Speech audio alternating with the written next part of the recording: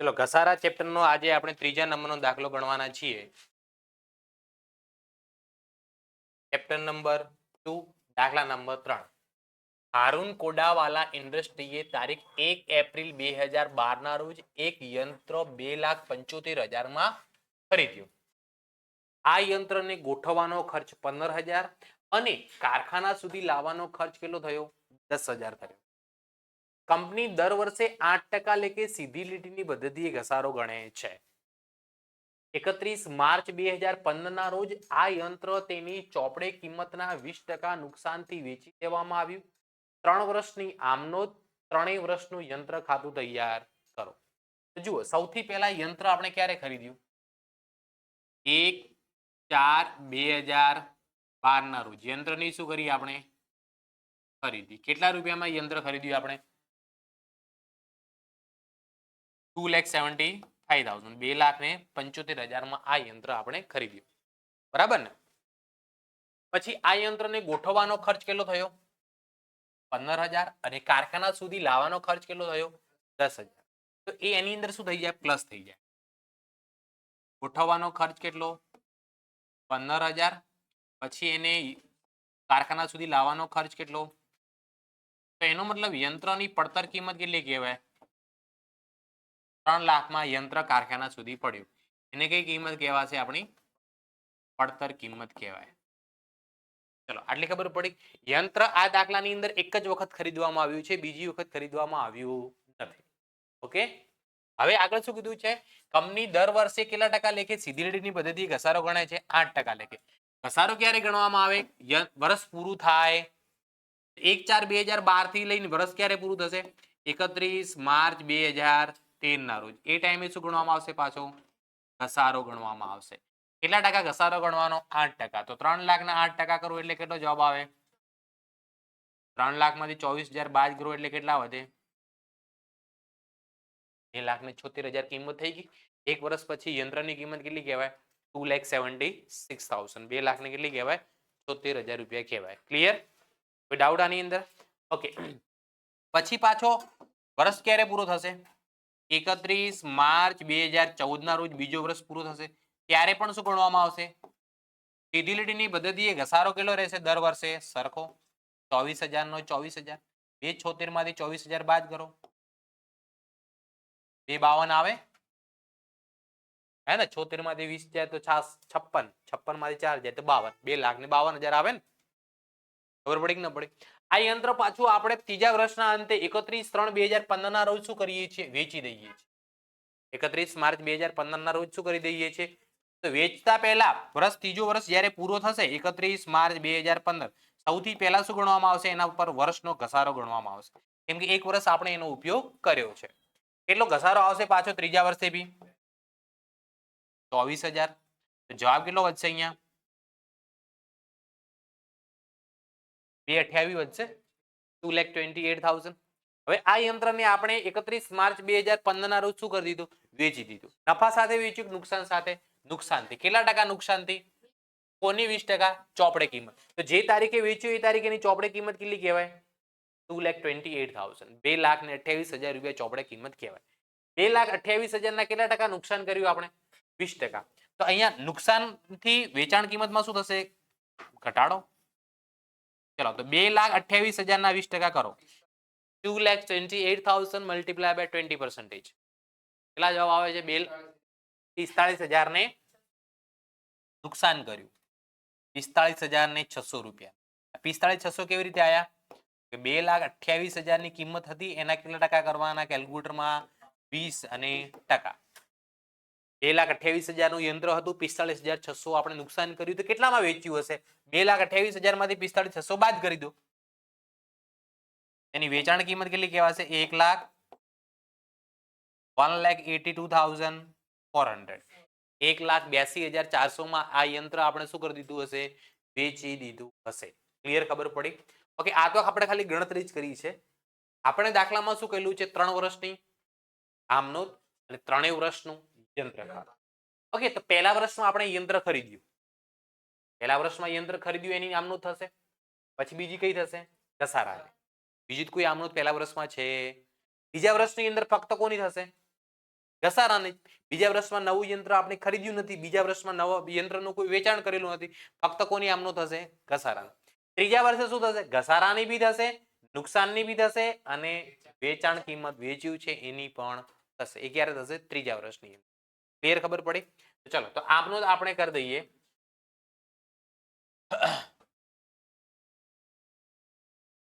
સૌથી પહેલા યંત્રની ખરીદી ક્યારે કરી છે આપણે? 1/4/2013 ના રોજ. 1/4/2013 ના રોજ યંત્ર ખરીદ્યું છે. યંત્ર ધંધાની અંદર આવે છે, આવે તો ઉધાર, આવે તો ઉધાર. કેટલા રૂપિયામાં યંત્ર પડ્યું હતું આપણને?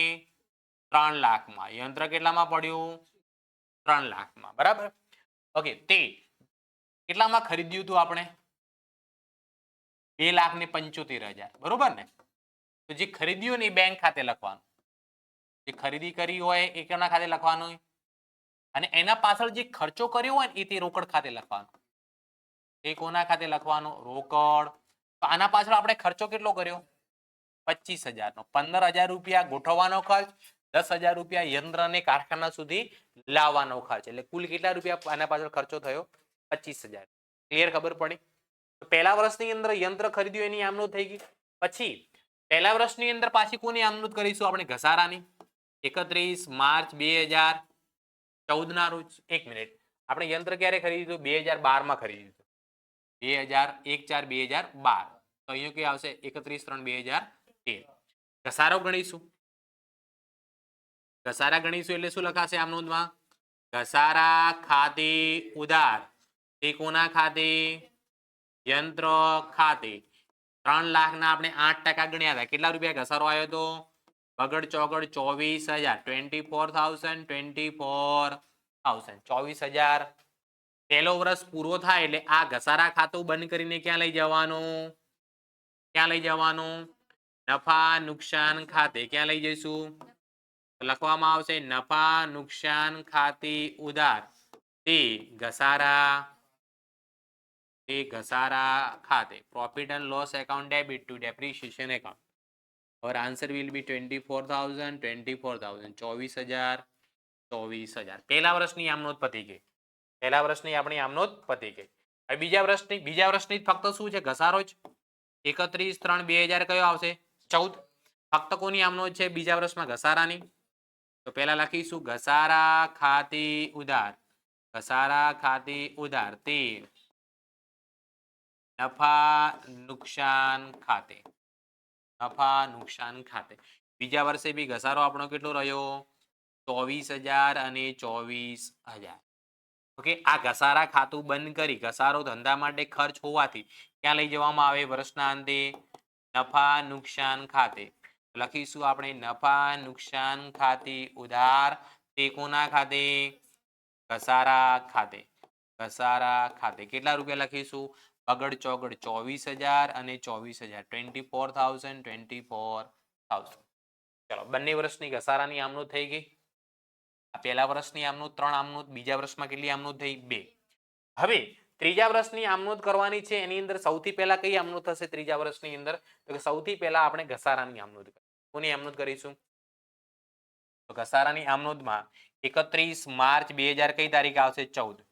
31 માર્ચ 2014 ના રોજ લખીશું અહીંયા ઘસારા ખાતે ઉધાર. ઘસારા ખાતે ઉધાર. તે કોના ખાતે? યંત્ર ખાતે. તે કોના ખાતે? યંત્ર ખાતે. કેટલા રૂપિયા? 24,000 અને 24,000. કમ્પ્લીટ ખબર પડી? આની અંદર કોઈને કઈ ડાઉટ હે ને? હવે ત્રીજા વર્ષના અંતે આપણે ઘસારો ગણ્યા પછી આ યંત્રને આપણે શું કરી દીધું છે? વેચી દીધું. યંત્ર વેચી પૈસા મળે કે પૈસા ચૂકવવા પડે? મળે. પૈસા આવે કે પૈસા જાય? પૈસા આવે ને યંત્ર જાય. પૈસા આપણી જોડે આવે અને યંત્ર જાય. એટલે પૈસા આવે છે એટલે બેંક ખાતે શું કરવાનું? ઉધાર. પૈસા આવે એટલે બેંક ખાતે શું કરવાનું? 31/3/2014 ના રોજ બેંક ખાતે ઉધાર. બરોબર. કોના ખાતે ઉધાર? બેંક ખાતે. કેટલામાં વેચ્યું? કેટલા પૈસા આવશે? 1,82,400 રૂપિયા આવશે. કેટલા રૂપિયા આવશે? કેમ કે વેચાણ કિંમત જેટલી છે એટલા આવશે. બેંક ખાતે ઉધાર કેટલા લખવાના? 1,82,400 રૂપિયા. ઓકે, પૈસા આપણે યંત્રનું વેચાણ કર્યું ત્યારે નફો થયો કે નુકસાન થયું? નુકસાન. ઉપજ ખર્ચના નિયમ પ્રમાણે નુકસાન ખાતે શું કરવું પડે? ઉધાર. નુકસાન ખાતે શું કરવું પડે? તો અહીંયા આપણે બેંક ખાતે ઉધાર કર્યું, સાથે સાથે કોના ખાતે ઉધાર કરીશું? યંત્ર વેચાણના નુકસાન ખાતે ઉધાર. યંત્ર વેચાણના નુકસાન ખાતે જુઓ, નુકસાન આપણે કેટલાનું કર્યું એ જોઈ લો. તો કે નુકસાન આપણે 20% એટલે કે 45,600 રૂપિયા. તો યંત્ર વેચાણના નુકસાન ખાતે આપણે ઉધાર કેટલા કરવાના? 45,600. 45,600 રૂપિયા. તે આપણે કોના પૈસા આવી રહ્યા છે? યંત્રના. તો તે કોના ખાતે લખીશું આપણે? યંત્ર ખાતે. આપણે જોડેથી યંત્ર કેટલા રૂપિયાનું ગયું? જ્યારે વેચ્યું ત્યારે ચોપડે કિંમત કેટલી હતી? 2,28,000. તો તે યંત્ર ખાતે કેટલા જમા કરીશું આપણે? 2,28,000. 2 લાખ ને કેટલા રૂપિયા? 28,000 રૂપિયા જમા કરવામાં આવશે. ચલો, ત્રીજા વર્ષના અંતે આપણે ઘસારાની આમ નોંધ કરી. આ પછી યંત્ર વેચ્યું એની આમ નોંધ કરી. પછી ત્રીજા વર્ષના અંતે બી ઘસારા ખાતું બંધ કરીને ક્યાં લઈ જવામાં આવે? નફા નુકસાન ખાતે. કયા ખાતે? નફા નુકસાન ખાતે. કઈ તારીખ આવશે? અહીંયા લખું છું, 31 માર્ચ 2014 ના રોજ કોના ખાતે? નફા નુકસાન ખાતે ઉધાર. જુઓ અહીંયા લખવામાં આવશે, નફા નુકસાન ખાતે ઉધાર. તે કોના ખાતે? તે ઘસારા ખાતે. હવે બીજું આપણે દાખલાની અંદર જુઓ શું થયેલું છે? નુકસાન થયેલું છે. શું થયેલું છે? યંત્ર વેચાણનું નુકસાન. નુકસાન છે એ નુકસાન બી ક્યાં લખવામાં આવશે? નફા નુકસાન ખાતે શું કરવામાં આવે? ઉધાર કરવામાં જ આવશે. નુકસાન છે એ પણ શું કરવામાં આવશે? નફા નુકસાન ખાતે ઉધાર. તો તે ઘસારા ખાતે. અને બીજું તે કોના ખાતે લખવાનું આપણે? યંત્ર વેચાણના નુકસાન ખાતે. ચલો, યંત્ર વેચાણના નુકસાન ખાતે કેટલા જમા કરીશું આપણે? 45,600 રૂપિયા. ઘસારાના કેટલા રૂપિયા? 24,000 રૂપિયા. આમ થઈને કુલ નફા નુકસાન ખાતે ઉધાર કેટલા થશે? બંનેનો સરવાળો કરું તો આઈ થિંક સો 69,600.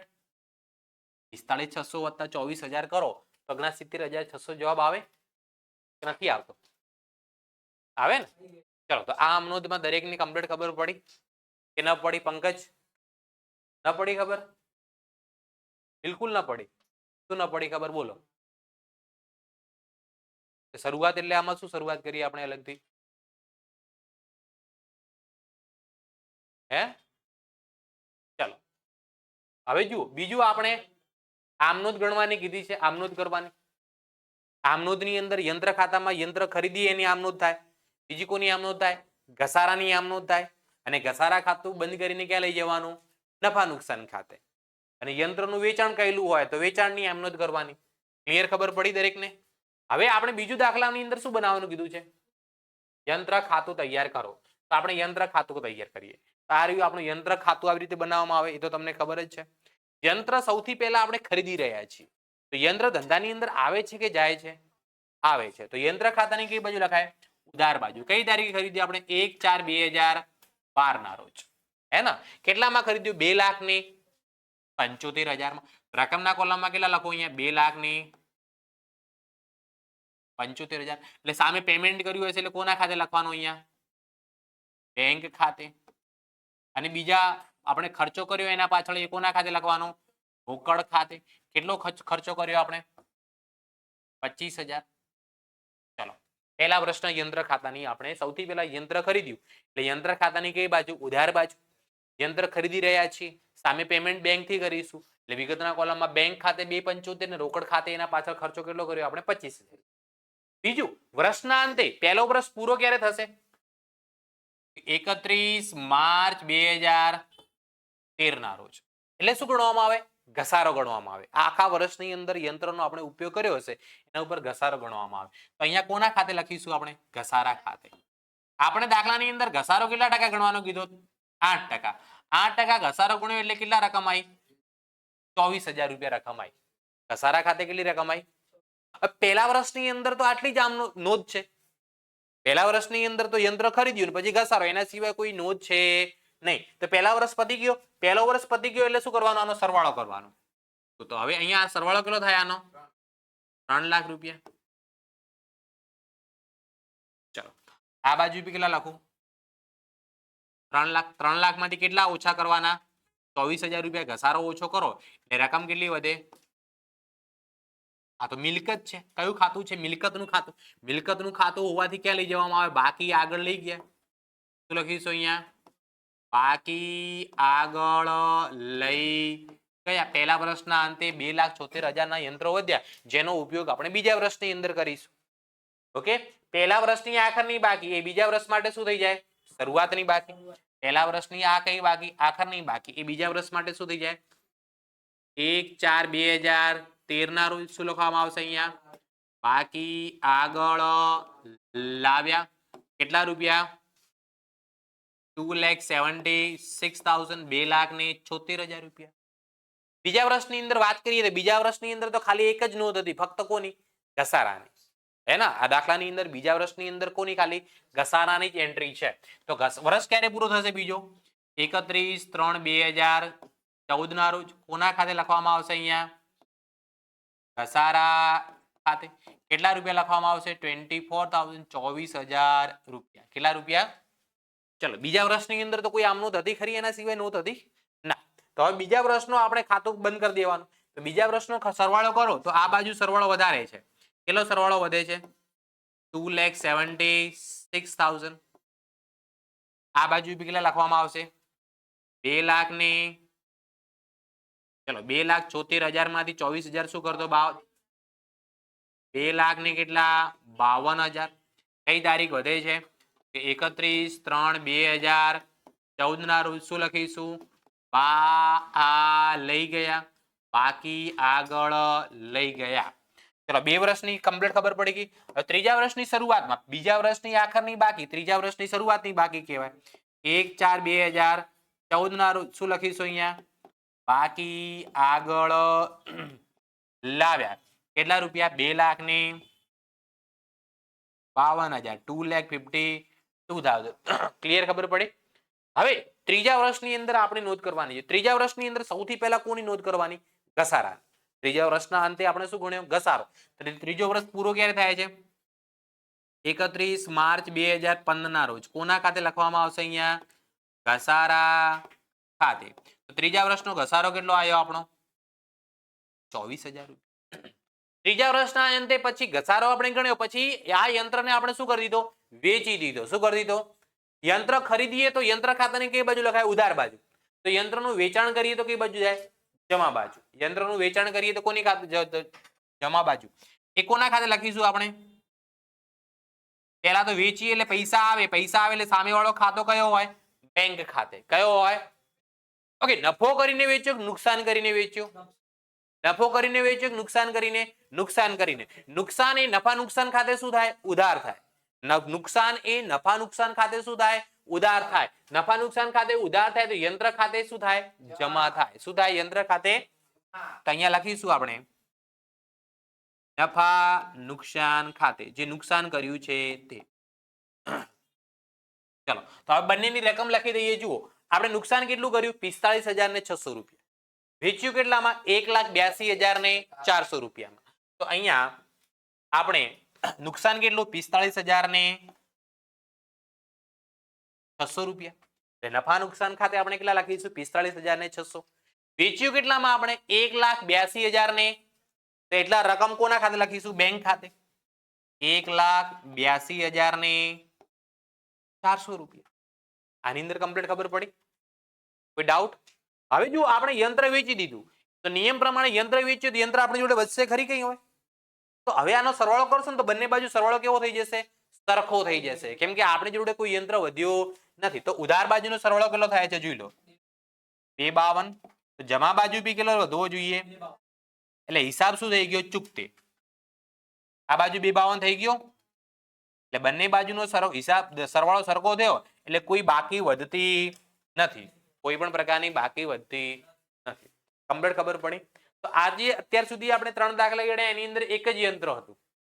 હવે નેક્સ્ટ દાખલાથી કેટલા યંત્રો આવશે? 2 યંત્ર અથવા 3 યંત્ર પણ હોઈ શકે છે. એક યંત્ર હશે, બીજું ખરીદીશું, પહેલું વેચીશું, નવું ખરીદીશું, એવા વ્યવહારો હશે. આ પહેલા કમ્પ્લીટ ખબર પડવી જોઈએ. ક્લિયર?